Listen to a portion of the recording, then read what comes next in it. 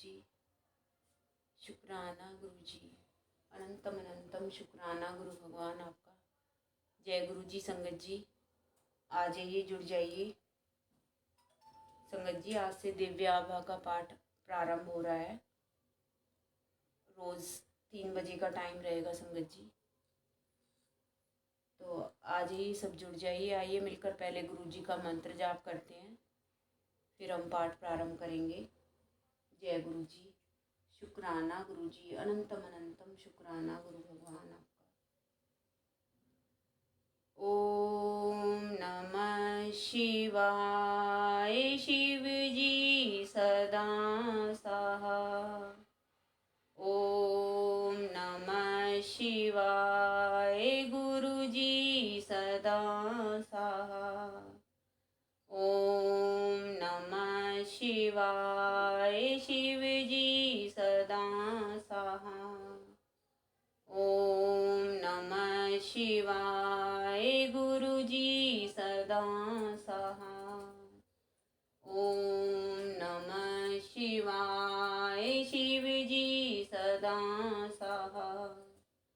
ओम नमः शिवाय गुरु जी सदा सहा।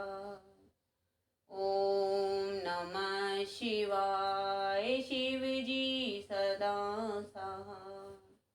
ओम नमः शिवाय गुरु जी सदा सहा। ओम नमः शिवाय शिव जी सदा सहा। ओम नमः शिवाय गुरु जी सदा सहा। जय गुरु जी, शुक्राना गुरु जी, अनंतम अनंतम शुक्राना गुरु भगवान आपका। जय गुरु जी। संगत जी आइए पहले हम गुरु जी की वंदना करते हैं, फिर हम पाठ को प्रारंभ करेंगे। जय गुरु जी, शुक्राना गुरु जी। गुरुर्ब्रह्मा गुरुर्विष्णु गुरुर्देवो महेश्वरा। गुरुर्साक्षात् परब्रह्म तस्मै श्री गुरुवे नमः। तत्पदं दर्शितं येन तस्मै श्री गुरुवे नमः। बंदौ गुरुपद पद्म परागा सुरच सुबास सरस अनुरागा। अमिय मूरि में चूरन चारु समन सखल भव रुज परिवारु। सुकृति शंभुतन विमल विभूति मंजुल मंगल मोद प्रसूति। जन मन मंजु मुकुर मल हरणी किए तिलक गुण गण बस करनी।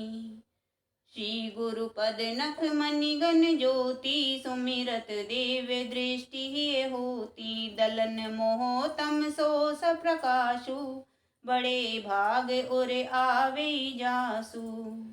उधरई बिमल बिलोचन होके मिटई दोष दुख भव रजनी के। बंदौ गुरुपद कंज कृपा सिंधु नर रूप हरि। माह मोह तम कुंज जासु बचन रवि कर निकर। बोलो गुरु भगवान की जय। जय गुरु जी, शुक्राना गुरु जी। संगत जी आज से दिव्य आभा का पाठ प्रारंभ हो रहा है। तो सबसे पहले जो हमारा दिव्य आभा में जो अध्याय है वो है श्री गुरु स्मरण। अनंत काल से हमारी मातृभूमि पर उन महापुरुषों की कृपा रही है जो इस पवित्र भूमि के कर्णधार हैं। इस देश का अस्तित्व इन महापुरुषों पर निर्भर रहा है जिन्होंने अपनी असीम शक्तियों से धर्म की रक्षा, विकास और मर्यादा बनाए रखने में सदा अपना योगदान दिया है। संसद देशवासियों में श्रद्धा जागृत और सबको आलिंगन करने वाली अनूठी परंपराओं का विकास करने के लिए हम सदा इनके आभारी रहेंगे। प्रागैतिहासिक काल से जब प्रतीकात्मक ढंग से पौराणिक कथाओं का प्रादुर्भाव हो रहा था, तब से ईश्वर की यह अमर संतानें देश का प्रशिक्षण और मार्गदर्शन करती रही हैं। भारतवासियों ने भी अत्यंत संयम पूर्वक इनके सन्मुख बैठकर इनके प्रवचनों का लाभ उठाया है। उनको श्रवण करने के बाद संपूर्ण विश्व में वसुधैव वसुधैव कुटुंबकम की परंपरा निभाते हुए उन श्रुतियों का निरपेक्ष प्रचार किया है। भारत देश सदा से पुण्यात्माओं का प्रिय रहा है। इसका अनुपम सौंदर्य इसकी नदियों, पर्वत श्रृंखलाओं, हिमाच्छादित शिखरों और विशाल मैदानों से परिपूर्ण है। यही इसकी रक्त कोशिकाएं और भाग्य रेखाएं हैं। देवताओं ने भी आवश्यकता अनुसार इसी पृथ्वी पर अवतरित होकर मानव के आवाहन का उत्तर दिया है। हमारे युग में गुरुजी उसी परमात्मा का लौकिक रूप थे। वह एक महापुरुष थे। उनका मुख्य उद्देश्य यहाँ के निवासियों को भौतिकता की दलदल से बाहर निकालना, सही कर्मों का मार्गदर्शन कराना, उनके दुखों को कम करना, मनुष्य को उसके वास्तविक रूप की पहचान कराना, स्नेह और प्रेम की भावना और आपसी भाईचारे का पाठ सिखाना था। वह अनुकूल वातावरण बनाकर मानव धर्म की पुनर्स्थापना करने के लिए आए थे। गुरुजी का कथन था कि वह परम दिव्य ज्योति का अंश है। उनके लिए शरीर और व्यक्ति का कोई अर्थ नहीं था। इस स्थूल शरीर की आवश्यकता मात्र भौतिक अस्तित्व के लिए है।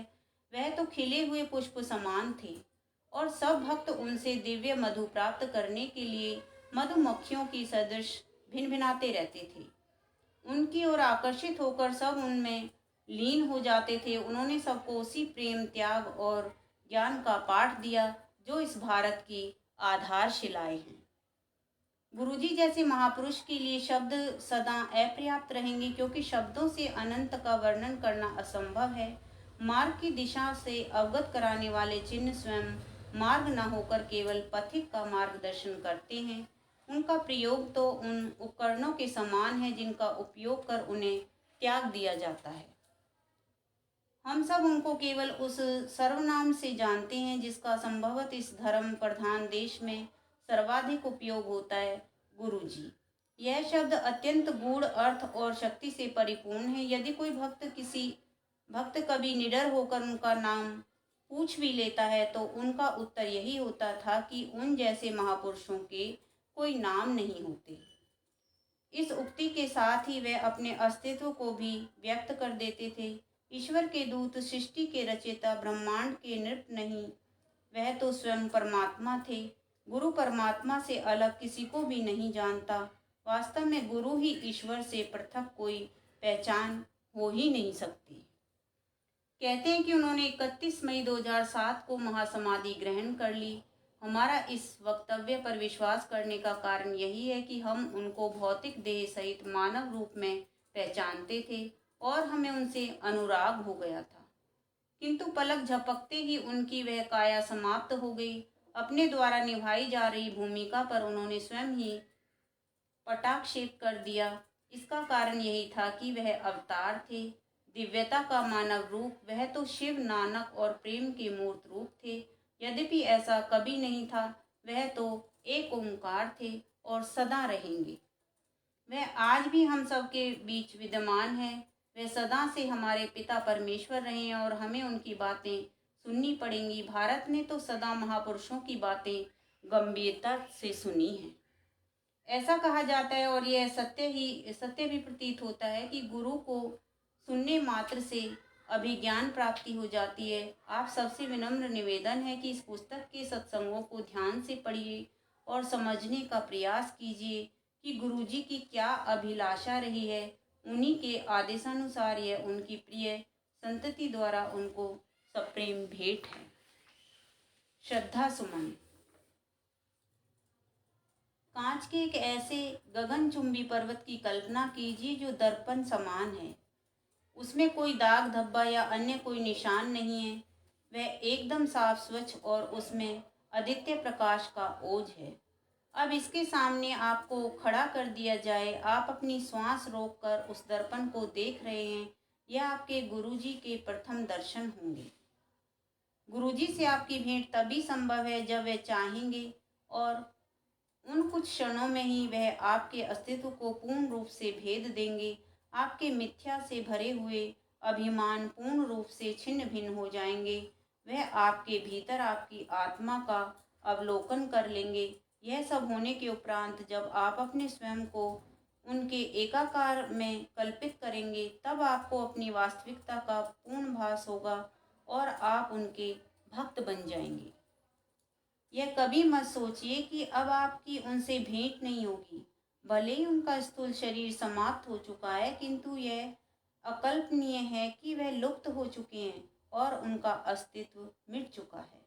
अभी तो उनके दर्शन अनेक बार होंगे, कई बार उनसे पूर्ण मिलन के अवसर आएंगे। गुरुजी अपने प्रिय शिष्यों को कहे गए वचन सदा निभाते रहेंगे।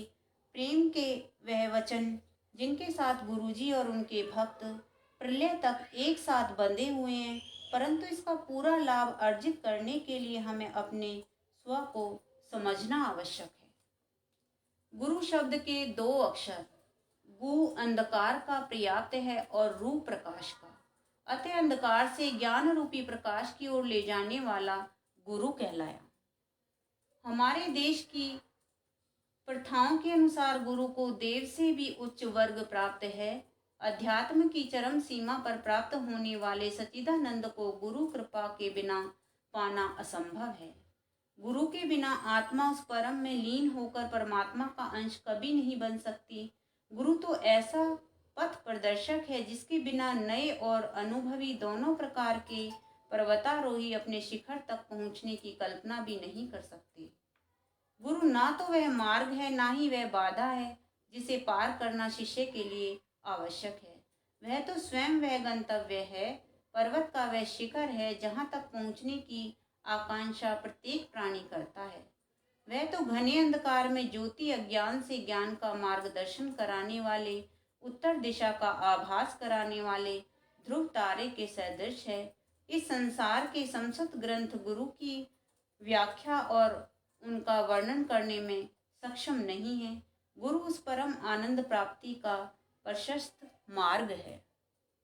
सतगुरु अर्थात हमारे आदरणीय गुरुजी वास्तव में वह दर्पण है जिनमें देखकर हम सर्वोच्च ज्ञान अर्जित कर सकते हैं।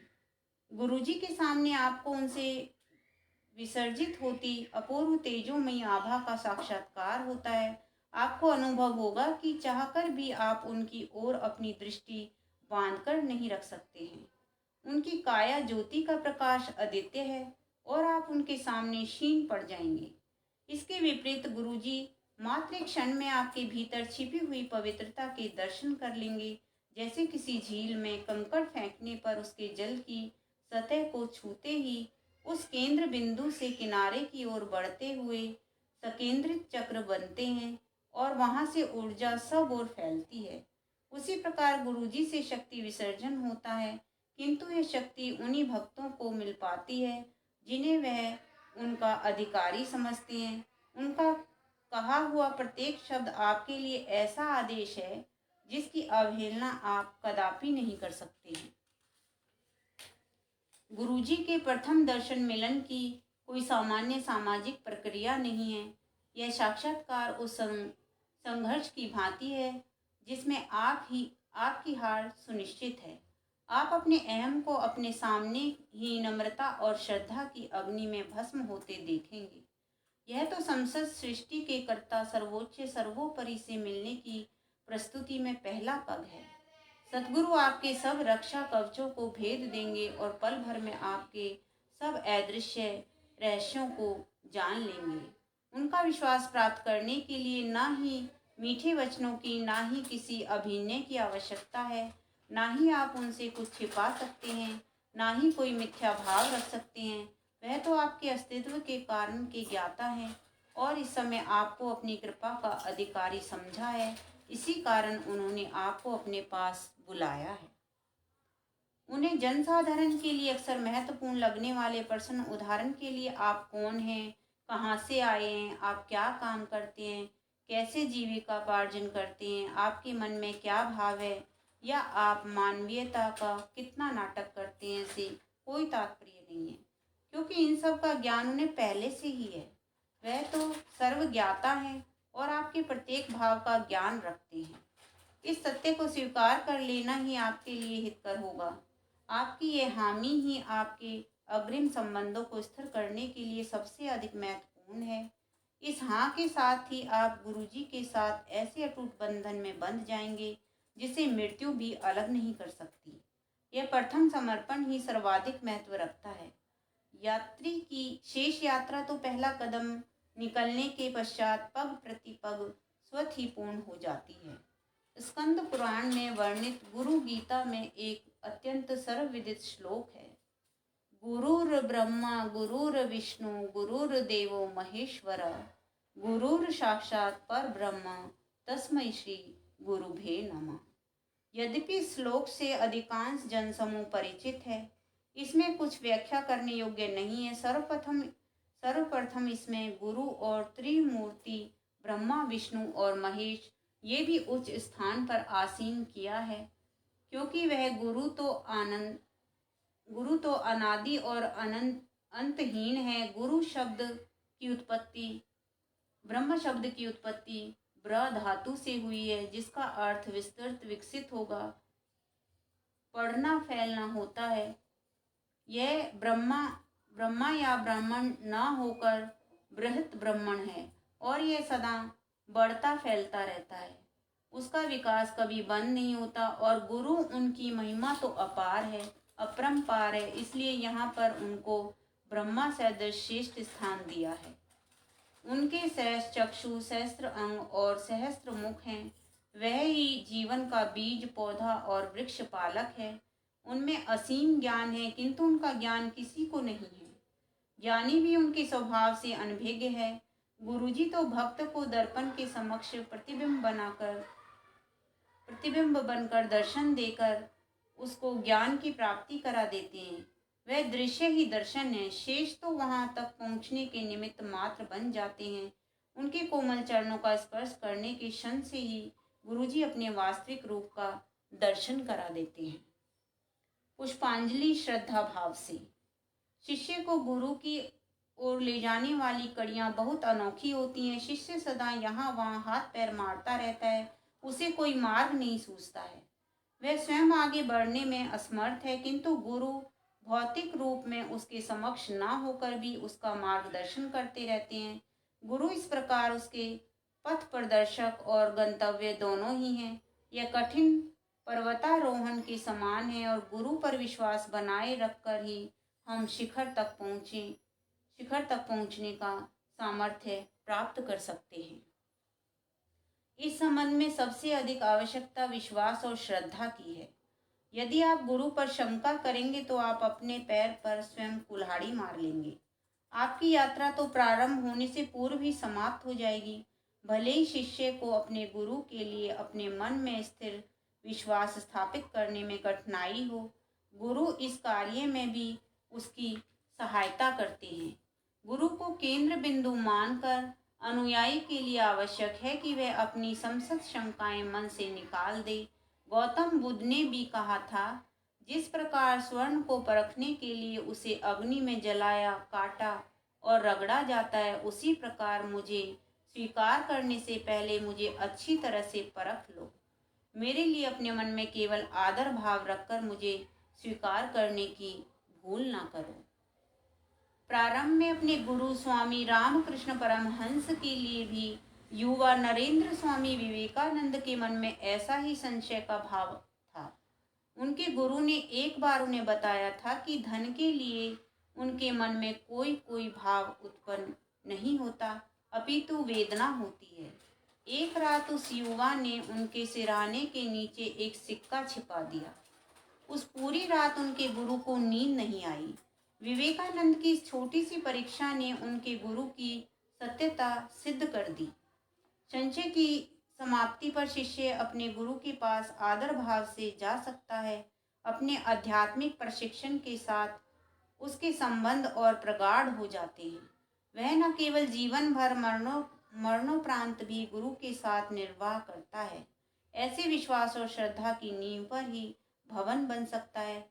अनुयायी को यह भी समझना आवश्यक है कि वह गुरु का ही आत्मिक प्रतिबिंब है।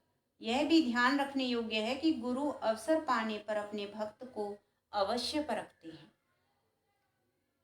एक किंवदंती है, सिंह परिवार का एक शावक अपने परिवार से अलग हो गया और भेड़ों के साथ रहने लगा। धीरे धीरे उसका स्वभाव भी भेड़ों की भांति हो गया। वह दहाड़ लगाना भूलकर उनकी भांति में मियाने का प्रयास करने लगा। एक दिन अचानक एक शेर यह देखकर चकित रह गया। उसने शावक को पकड़कर झिंझोड़ा और दहाड़कर बोला, तुम्हें क्या हुआ है? तुम भेड़ों की तरह व्यवहार क्यों कर रहे हो? उस शावक ने घबराते उत्तर दिया कि उस शेर से अवश्य कोई भूल हुई है, वह तो वास्तव में एक भेड़ ही है। इस पर वह शेर उसे खींचकर एक झील के पास ले गया और वहां उसने उसे उसका और अपना प्रतिबिंब दिखाया। तब जाकर वह शावक ने अपना वास्तविक रूप पहचाना। गुरु का कार्य भी कुछ इसी प्रकार का होकर सरल नहीं होता। वह तो उन कृत्रिम स्तंभों को ही उखाड़ कर फेंक देते हैं जिन्हें उनके अनुयायी ने अपने सांसारिक जीवन का आधार बनाया हुआ है, और उसे उसके यथार्थ से परिचय कराते हैं। हम हाड़ मांस के जीव जंतु नहीं हैं, हम तो उस परमात्मा का ही प्रतिबिंब हैं। आत्मा का परमात्मा में विलय ही हर आत्मा का अंतिम ध्येय है, और हम इस लौकिक विश्व की मोह माया के जाल में फंसकर उस लक्ष्य को भूल गए हैं। हमें अपनी इंद्रियों के वश में होकर चलने वाले पशु समान नहीं बनना है। प्रत्येक जन्म की भांति इस जन्म में भी हमारी आत्मा ने शरीर को धारण किया हुआ है, ना कि शरीर ने आत्मा को आवरण पहनाया हुआ है। गुरु के कमल चरण स्पर्श कर उनकी पावन शरण में जाकर ही मूल परिवर्तन संभव है। मन में स्वाभिमान की समाप्ति होने पर ही वास्तविक ज्ञान का बोध होता है। गुरु तो असीमित अपार विद्या का ऐसा भंडार है जो अपने अनगिनत भक्तों में आध्यात्मिक ज्योति प्रज्वलित करने की क्षमता रखते हैं। उनके प्रेम स्पर्श मात्र से ही चित्त जागृत हो उठता है, किंतु इस अवस्था तक पहुंचने के लिए पहले अनेक प्रबंध करने आवश्यक हैं। हम इस और अनेक पूर्व जन्मों के मनोवैज्ञानिक और कार्मिक बंधनों से जकड़े हुए हैं। मन पर कर्म का प्रभाव अत्यंत गहरा होता है। इनसे निकलने के लिए मन और शरीर दोनों को सुदृढ़ कर सही प्रकार से तैयार करना पड़ता है। जिस प्रकार भंवर में फंसकर तैराक डूब सकता है, वही स्थिति मनुष्य की होती है। यदि वह इसके लिए तैयार नहीं है तो वह यात्रा प्रारंभ करते ही औंधे मुंह बल खाकर गिर जाएगा। अतः गुरु अनेक बार ऐसी परिस्थितियां उत्पन्न करते हैं जो शिष्य को जीवन के अमूल्य पाठ पढ़ाती हैं। इस प्रकार अनुकूल प्रवृत्ति प्राप्त कर ही भक्त अपने गुरु के स्नेह शीश सहित अग्रसर होता है। जीवन में कोई भी बाधा आने पर गुरु की दया पूर्ण रूप से विदित होती है। अनेक अवसरों पर शिष्य के आत्मिक विकास की बाधा को दूर करने के लिए गुरु उसके कर्मों को अपने ऊपर आंतरित कर लेते हैं और इस प्रकार वह कर्म फल नष्ट कर देते हैं। गुरु का अपने भक्तों के लिए व्यवहार तो इस प्रकार का है जैसे किसी विशाल बाधा को पार करने के लिए अभिभावक अपने छोटे बालक को अपने कंधों पर बैठा लेते हैं। ऐसे महान गुरु का हम किन शब्दों में धन्यवाद कर सकते हैं। हम तो अति साधारण मानव हैं जो उनकी दया, कृपा और स्नेह शीश के बदले में केवल थोड़ी सी श्रद्धा सहित आदर भाव अर्पण कर सकते हैं और उनके आदेशों का पालन करने का प्रयास कर सकते हैं। तो भी कई अवसरों पर ऐसी परिस्थितियां आ जाती हैं जब हम अपने गुरु से अप्रसन्न हो जाते हैं, परंतु गुरु तो गुरु है और हम साधारण नश्वर उनके लिए हमारी उन्नति और सर्वाधिक महत्वपूर्ण है, और इस कारण वे अपने शिष्यों की मानसिक परिस्थिति को अनुकूल करने में कोई चूक नहीं करते। भले ही शिष्य उनके इस कठोर व्यवहार से अपनी कृत्रिम शक्तियों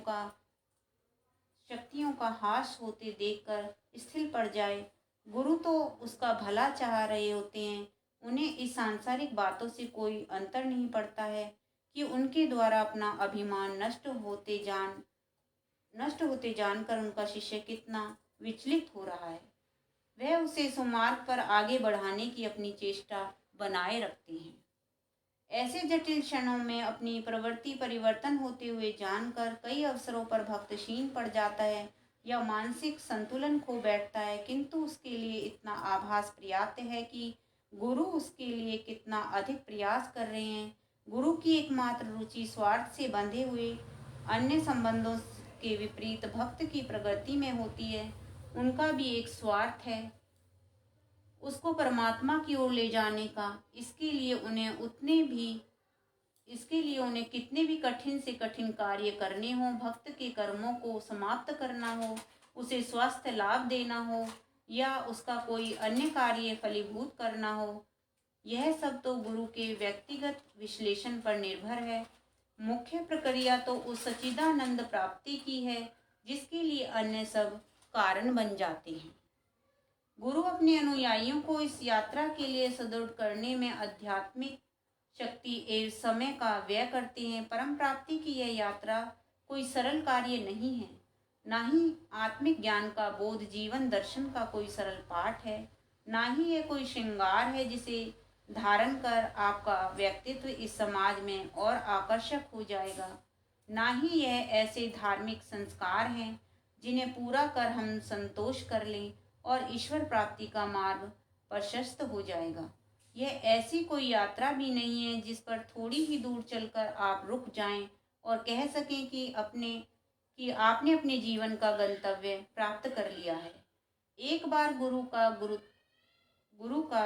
गुरुत्व स्वीकार कर लेने के पश्चात आपको उसी मार्ग पर वहां तक चलते रहना होगा जहां तक वह आपको ले जाए। उस परम ज्ञान की प्राप्ति के लिए गुरु ही एकमात्र साधन है। वह तो दिव्यत्व की सीढ़ियों पर चढ़ने वाले पथ प्रदर्शक हैं। वह ही आत्मज्ञान का बोध कराते हैं। उनके पास प्रत्येक बाधा से निकलने की योजना है। भले ही भीड़ से बचकर निकलना हो या आपसी संबंध किस प्रकार के हों, यह बात गौण है कि वह आपसे हंसकर बात कर रहे हैं या गंभीरता से कोई महत्वपूर्ण विवरण सुन रहे हों। हर क्षण आदि से अंत तक वह गुरु गुरु ही रहेंगे। उन्हें संतुष्ट कर प्रसन्न कर ही भक्त अपने गंतव्य तक पहुंचने में सफल हो सकता है। आप कदापि गुरु का अनुकरण करने का प्रयास न करें। आदि शंकराचार्य से संबंधित एक रुचिकर घटना है। उनका एक शिष्य सदा उनके प्रत्येक भाव का अनुकरण करता था। एक तीर्थ यात्रा में जब उन्होंने एक ग्राम में रुककर एक कृषक से मदिरा ग्रहण कर पी तो उस शिष्य ने भी अत्यंत उत्साहपूर्वक उनका अनुसरण किया। कुछ दूर जाने पर वेदज्ञ एक ऐसे स्थान पर रुके जहां लोह पिघलाया जा रहा था। उन्होंने वहां पर उपस्थित एक कर्मी से अनुग्रह कर पिघला हुआ लोहा अपने हस्तकुंडल में स्वीकार किया और एक लंबा घूंट लेकर पी गए। अब वह शिष्य सकते में आ गया। यह कार्य करने में वह असमर्थ था। इसमें कोई संशय नहीं कि गुरु के आदेश का पालन मन कर्म और वचन मनसा वाचा कर्मणा से करना आवश्यक है। फिर भी शिष्य अपने आप को किसी भी परिस्थिति में गुरु के स्थान पर आसीन होने की कल्पना न करे। इससे कहीं अधिक आनंद गुरु को प्रेम पूर्वक याद करने में है। इस प्रकार गुरु शिष्य के संबंधों को अत्यंत बल प्राप्ति होती है। आध्यात्मिक रूप से गुरु के पास हमारे कृत्रिम अहम को नष्ट करने के शस्त्र हैं, किंतु जब तक आप निर्भीक होकर अनावृत होने को तत्पर नहीं हैं, गुरु की पूरी कृपा पाने में भी असमर्थ ही रहेंगे। आप यह भी मत कहिए कि आप उनका पूर्ण रूप से अनुगमन करते हैं। यह तो निश्चित है कि गुरु के समीप आने पर आपको निरंतर अपनी ऐसी अस्वाभाविकता की अनुभूति होगी या ऐसी परिस्थितियां उत्पन्न होंगी जिनसे आपके मन और अहम को गहरी चोट पहुंचेगी। यह भी संभव है कि गुरु शरण में आने के पश्चात उनकी कृपा, दया और आशीर्वाद के छोटे छोटे लक्षण भी समाप्त हो जाएं, किंतु यह सब अस्थायी चरण है। गुरु का बड़प्पन तो इसी में है कि वह हमारी तत्कालीन अवस्था में स्वीकार कर लेते हैं। सब अवगुण सहित हमारे सब दोषों को भी प्रेम से स्वीकार कर लेते हैं। अपनी शरण में किसी के भी आने के लिए कोई प्रतिबंध नहीं लगाते हैं। सर्वरूपेण परिपूर्ण सच्चिदानंद में आसक्त उन्हें न किसी उपहार की आकांक्षा है, न किसी भौतिक वस्तु की कामना। उनकी दृष्टि सब पर एक समान है। वह कभी कोई पक्षपात या भेदभाव नहीं करते हैं। असीम आकाश की भांति किसी को भी स्पर्श किए बिना वह सब भक्तों को अपना आलिंगन अर्पित करते हैं। वह तो शाश्वत सत्य शिव के साक्षी सर्वज्ञाता हैं। अनंत और निरंतर देखती उनकी निर्भीक स्थिर दृष्टि में प्रत्येक अनुयायी के मन में उत्पन्न हो रहे प्रत्येक भाव को समझने की शक्ति है। गुरु सर्वोच्च हैं, उनकी समानता करना असंभव है। उनकी भव्यता, उनकी महिमा तो स्वर्ग लोक में निवास करने वाले देवी देवताओं से भी उच्च है। सूर्य, चंद्रमा, समसत नक्षत्र और तारे तो उनके आवरण पर पड़ी हुई धूल के कणों की पपड़ी के समान है। पवित्र त्रिमूर्ति, असंख्य देवी देवता और ब्रह्मांड की समस्त शक्तियां सब नतमस्तक हो उनका चरण स्पर्श करते हुए उनके प्रत्येक आदेश का पालन करने को सदा तत्पर है। गुरु स्वयं परमात्मा है, गुरु शिव है।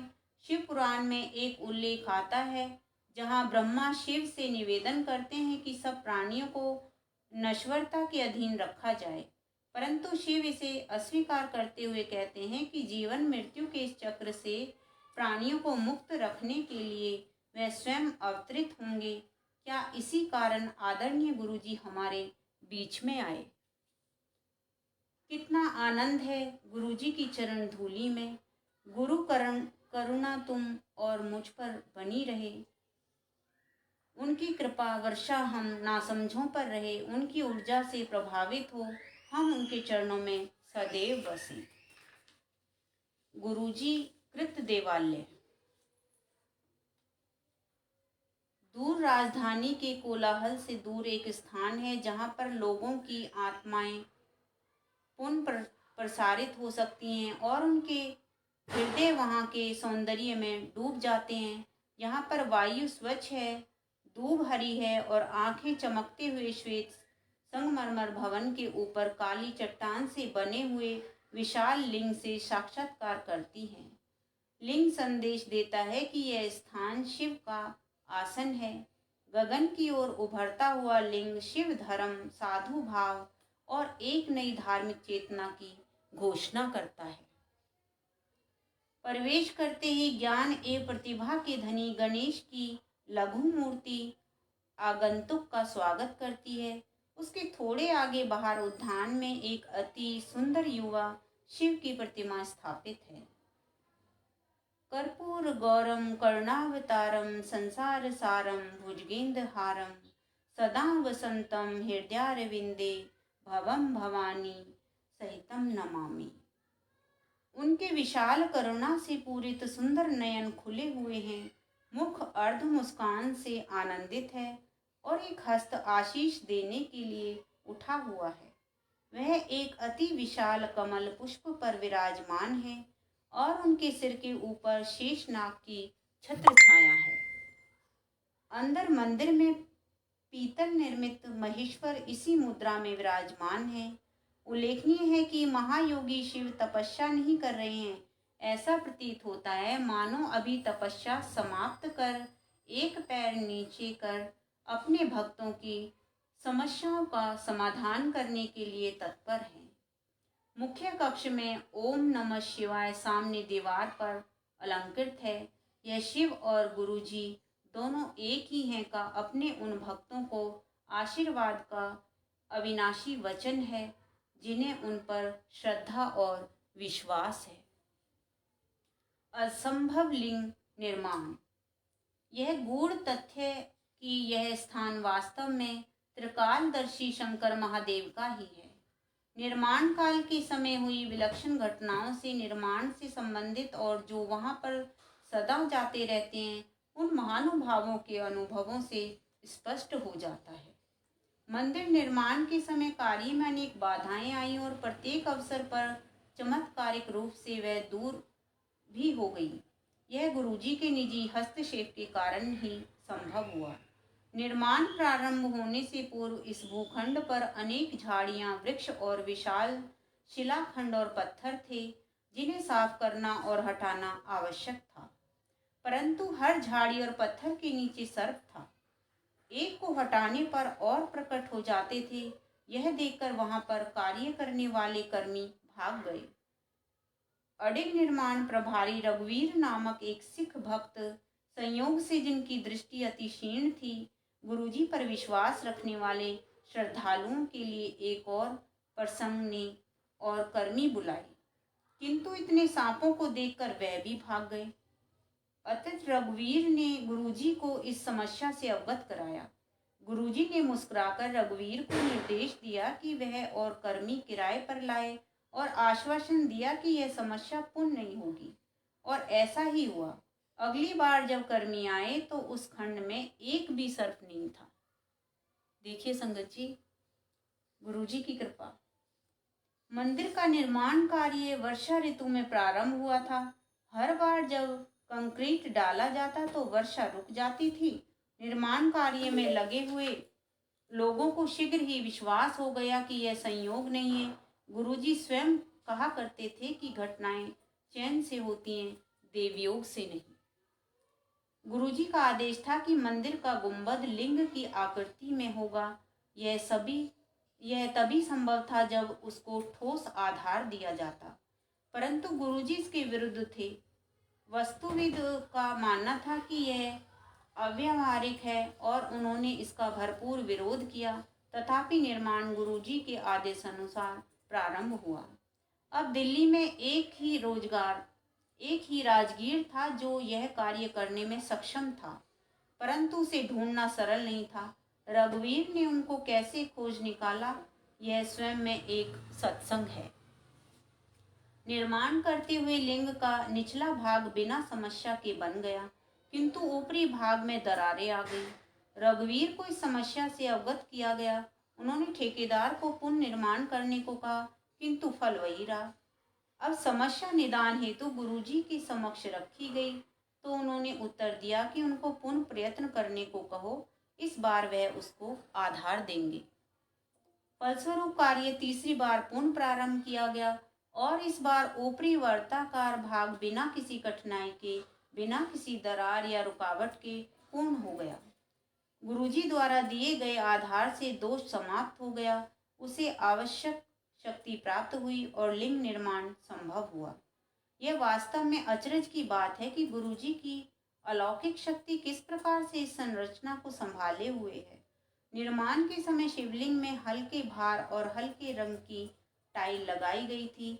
बाद में इनको काली ग्रेनाइट से अंतरित कर दिया गया। तत्पश्चात लिंग के मध्य से एक भारी भरकम फानुस की भी टांग दिया गया। इस प्रकार न केवल एक असंभव रचना हुई, उस पर वजन भी डाल दिया गया। यह गुरुजी की कृपा ही है, जिसके कारण लिंग अपने स्थान पर इस विश्व के भौतिक नियमों के प्रतिकूल आज भी स्थिर है। चमत्कृत भूमि। मंदिर और उसके परिवेश के निर्माण के समय पूर्ण रूप से प्रत्यक्ष हो गया था और अब भी है कि इस स्थान पर त्र्यंबकम की कृपा है। अनौपचारिक दर्शक भी यहाँ के फूल, पौधे और वृक्षों की विशिष्ट उपज देखकर अचंभे में पड़े बिना नहीं रहते। एक महिला ने अपने कृषि भवन के लिए खरीदे हुए फूल के कुछ बीज जब यहाँ पर उगने के लिए डाले तो वह यह देखकर आश्चर्यचकित रह गई कि उनका आकार अपने यहाँ उगाए हुए फूलों से दोगुना है। एक बार गुरुजी से मंदिर की धूप पुन बिछाने की आज्ञा ली गई। उन्होंने सैर से यह प्रस्ताव स्वीकार कर लिया, किंतु अधिक समय शेष नहीं था। मंदिर में एक आयोजन का समय बहुत निकट था। देवालय के माली ने तो अपना कार्य पूर्ण कर दिया था, पर धूप बिछाने के बाद यह स्पष्ट हो गया कि यह निर्णय दो कारणों से अनुचित था। प्रथम, धूप को पूरी तरह से उगने के लिए अधिक समय की आवश्यकता थी। दूसरा यह कि जिस प्रजाति की धूप डाली गई थी वह पहली कटाई से पूर्व पैर में चुभती है और उसके पश्चात ही मलमल की तरह नरम होती है। समय के अभाव में ये दोनों असंभव प्रतीत हो रहे थे, किंतु कुछ ही दिनों में दूब की आश्चर्यचकित करने वाली वृद्धि को देखकर सब विस्मित रह गए। दूब की पहली कटाई आयोजन से काफी पूर्व करी गई और उपज इतनी अधिक थी कि आयोजन से पूर्व एक और कटाई की आवश्यकता पड़ गई। आयोजन के समय प्रांगण में दूब की उत्कृष्टता देखकर आगंतुक प्रशंसा किए बिना नहीं रहे। इस प्रसंग को सुन और देखकर दूब के विशेषज्ञ भी विश्वास नहीं कर पा रहे थे। संगत जी, टाइम क्या हो गया? मुझे तो आनंद आता रहेगा कभी टाइम ज्यादा ना हो जाए। सर्वव्यापी गुरु जी, मेरा फोन दियो तो दूसरा फोन दे, टाइम देख। देवालय में यदा कदा कुछ आश्चर्यजनक घटनाएं होती रहती हैं, जो दैविक अलौकिक शक्ति की ओर संकेत देती हैं। मंदिर में दर्शकों ने अक्सर प्रांगण में शिव की प्रतिमा के भाव बदलते देखे हैं और वर्ष 2006 में होली के अवसर पर मुख्य सभागृह में पीतल की शिव प्रतिमा पर एक स्थान पर रंग लगा देखा गया। यह सुनिश्चित है कि सर्वव्यापी गुरुजी की दृष्टि सदा मंदिर पर रहती है। एक अध्यापिका का वृत्तांत वर्णनीय है। गुरु पूर्णिमा के अवसर पर वह प्रातःकाल 6:15 बजे अपने विद्यालय जाने से पूर्व मंदिर गई। उस पवित्र दिन केवल माली ने उनको वहां पर अपने गुरु का अभिवादन करते हुए देखा, किंतु यह अर्ध सत्य है, किसी और ने भी उनको वहां पर देखा था। जब वह गुरुजी के दर्शन हेतु अगली बार एम्पायर स्टेट आई तो गुरुजी ने उनको बुलाया और बोले कि वह गुरु पूर्णिमा के दिन सुबह 6:15 बजे मंदिर गई थी। वह अपने ध्यान में उनको देख रहे थे। श्रद्धा का पुनर्जागरण। स्पष्ट है कि यह बड़ा मंदिर गुरु कृपा से स्थापत्य कला का अत्यंत उत्कृष्ट उदाहरण है, जो भक्त को सौम्य और स्नेह भाव से अपनी ओर खींच लेता है। यह उनके अध्यात्म का पवित्र स्थान है, शिव और नानक का प्रिय स्थान। यहाँ पर ओंकार और ओम एक है और सदा एक दूसरे का प्रतिबिंब बने रहेंगे। यह मंदिर सृष्टि के रचयिता के प्रतीक बनकर मनुष्य की आत्मा का सदा स्वागत करेगा। यहाँ पर समस्त आगंतुकों का उनके आशीष की वृष्टि होती है और निरंतर होती रहेगी। दिव्य आभा यहाँ पर और अधिक तीव्रता से सदा प्रज्वलित रहकर अपना प्रकाश इस संसार में फैलाती रहेगी। आने वाले युगों में मानव जाति इस पवित्र पावन स्थल को धर्म के जन्म स्थान से पहचानेगी। हमारे जीवन काल में बड़े मंदिर को सर्वोच्च सम्मान प्राप्त होगा और नवीन धार्मिक चेतना का उदय होगा। यहाँ पर आशीष पाने वाले समस्त भाग्यवान पुरुषों, महिलाओं और बच्चों के द्वारा पूर्ण विश्व में सद्भावना और शांति के युग का शुभारंभ होगा। उल्लेखनीय है कि शिवलिंग का पुनरुत्थान हुआ है।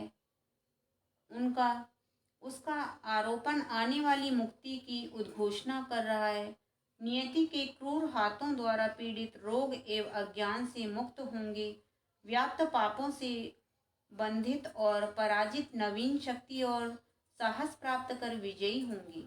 केवल आस्था और निर्भयता की छोटी सी नौका, जिसकी पतवार मात्र सतगुरु के शब्द और कृपा है, से सहजता से उत्पीड़न के सागर को पार करने का सामर्थ्य मिलेगा। पथिकों की ओम नमः शिवाय शिवजी सदा सहाय की पुकार से उनको विश्वास स्थल मिलेंगे।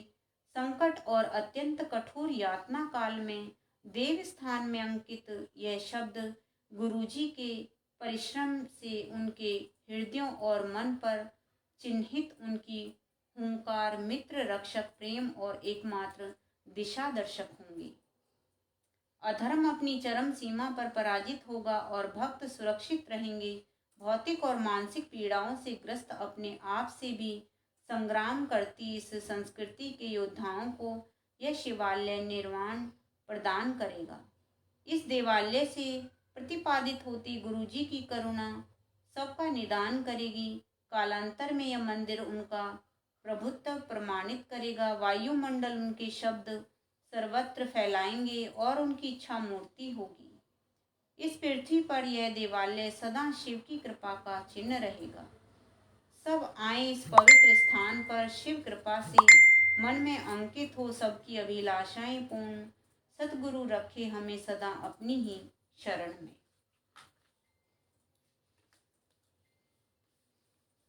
क्या टाइम हो गया बताइए?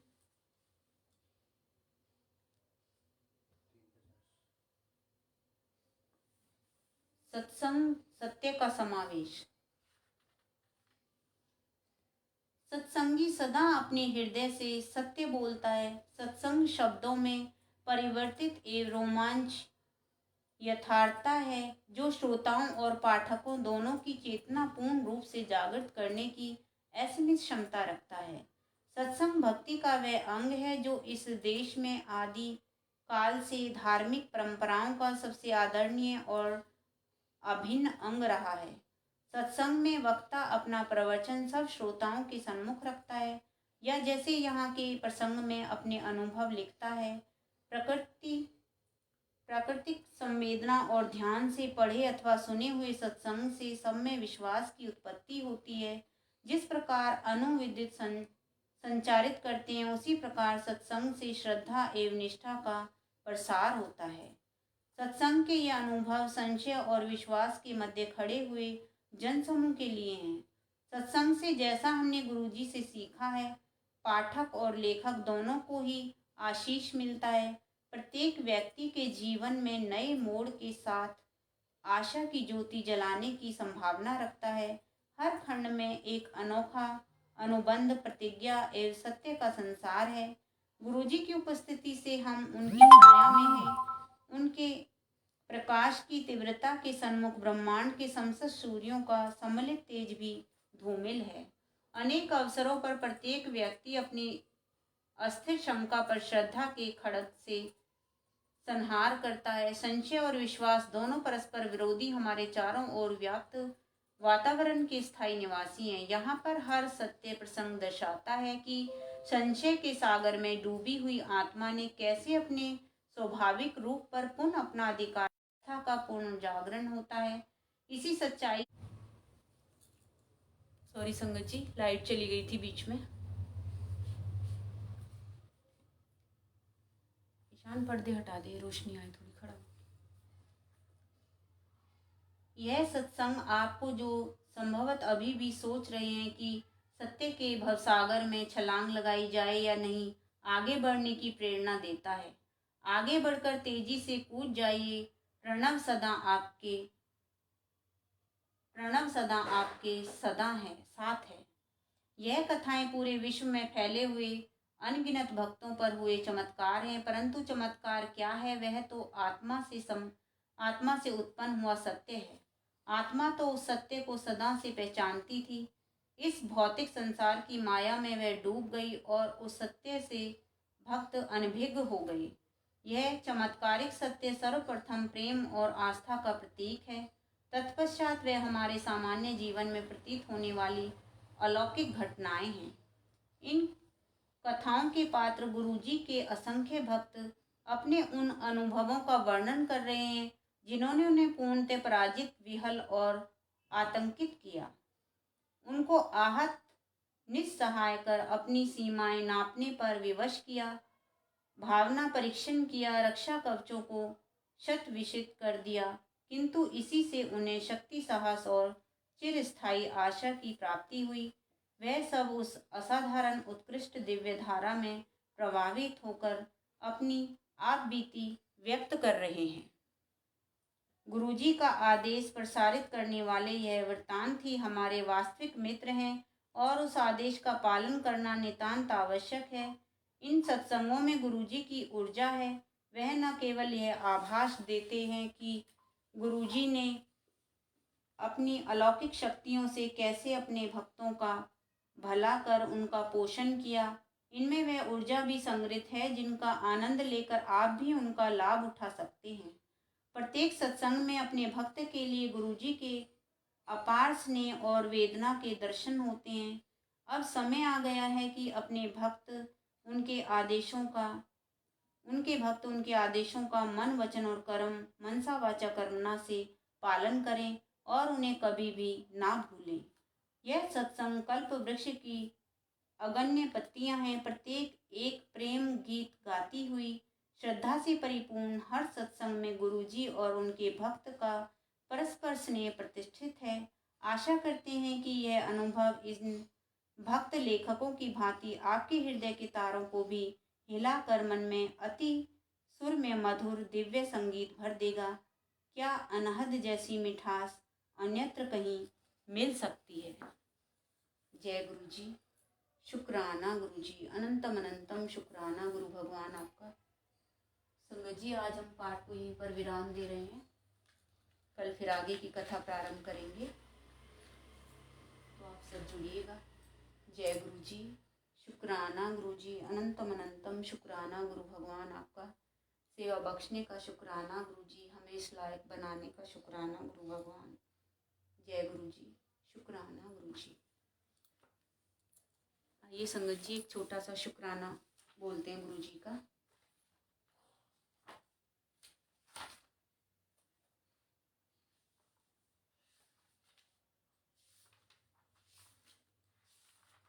पर्दे नहीं हटाए यीशु।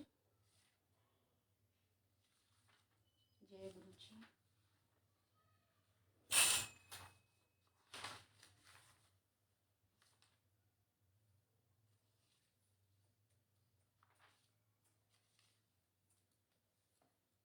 जय गुरु जी। शुक्राना गुरु जी। सतगुरु शुक्र तेरा, तूने थामा हाथ मेरा, अपनी सेवा में लगाया। करूं शुक्रिया मैं, शुक्रिया मैं गुरु जी। सतगुरु शुक्र तेरा, तूने थामा हाथ मेरा, अपनी सेवा में लगाया।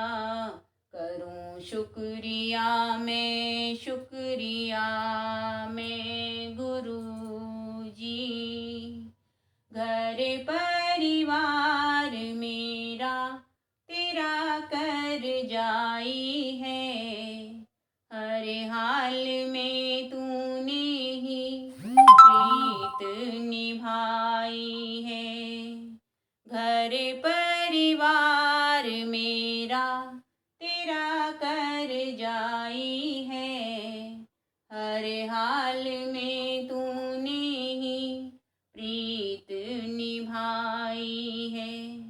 सतगुरु शुक्र तेरा, जो दुखों ने हमको घेरा, साथ तूने ही निभाया। करूं शुक्रिया मैं, शुक्रिया मैं गुरु जी। सतगुरु शुक्र तेरा, तूने थामा हाथ मेरा, अपनी सेवा में लगाया। करूं शुक्रिया मैं, शुक्रिया मैं गुरु जी।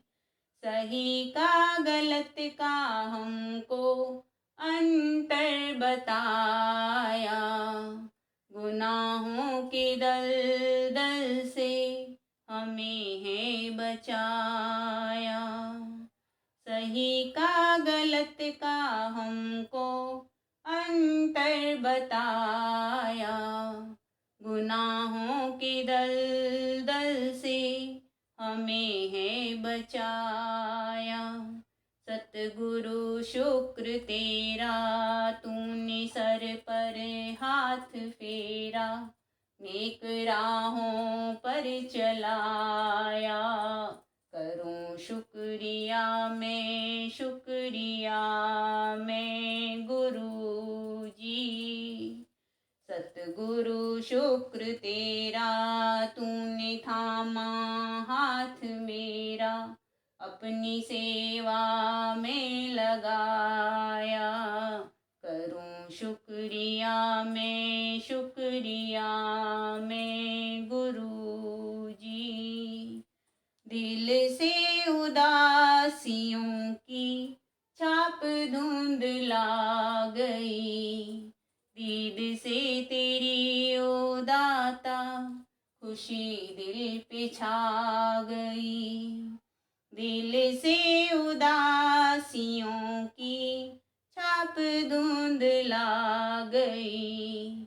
दीद से तेरी ओ दाता खुशी दिल पे छा गई। सतगुरु शुक्र तेरा भाग्य ऐसा ना था मेरा, सब ये तूने कर दिखाया।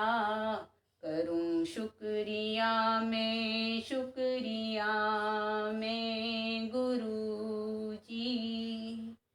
सतगुरु शुक्र तेरा तूने थामा हाथ मेरा, अपनी सेवा में लगाया। करूं शुक्रिया मैं गुरु जी। शुक्र मनाए तेरा साहिल हमेशा, बढ़ता ही जाए दिनों दिन तुझ पे भरोसा। शुक्र मनाए तेरा साहिल हमेशा, बढ़ता ही जाए दिनों दिन तुझ पे भरोसा। सतगुरु शुक्र तेरा जब भी डूबा दिल ये मेरा, तब तू माझी बन के आया। करूं शुक्रिया मैं गुरु जी। सतगुरु शुक्र तेरा तूने थामा हाथ मेरा, अपनी सेवा में लगाया। करूं शुक्रिया मैं गुरु जी। करूं शुक्रिया मैं गुरु जी। जय गुरु जी। शुक्राना गुरु जी, अनंतम अनंतम शुक्राना गुरु भगवान आपका। गुरु भगवान, मुझसे पाठ करते समय कोई गलती हो गई हो तो मुझे क्षमा कर देना गुरु जी। और संगत जी, आप भी मुझे क्षमा कर देना अगर मुझसे कोई गलती हो गई है तो। जय गुरु जी। शुक्राना गुरु जी, अनंतम अनंतम शुक्राना गुरु भगवान। आइए संगत जी, दर्शन कर लीजिए गुरु जी के।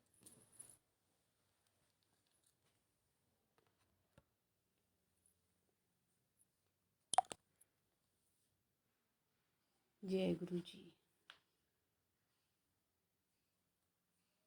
शुक्राना गुरु जी, अनंतम अनंतम शुक्राना गुरु भगवान आपका। सर्वदा भला करो गुरु जी, सबकी रक्षा करो गुरु भगवान। जय गुरु जी। शुक्राना गुरु जी, अनंतम अनंतम शुक्राना गुरु भगवान। जय गुरु जी। शुक्राना गुरु जी।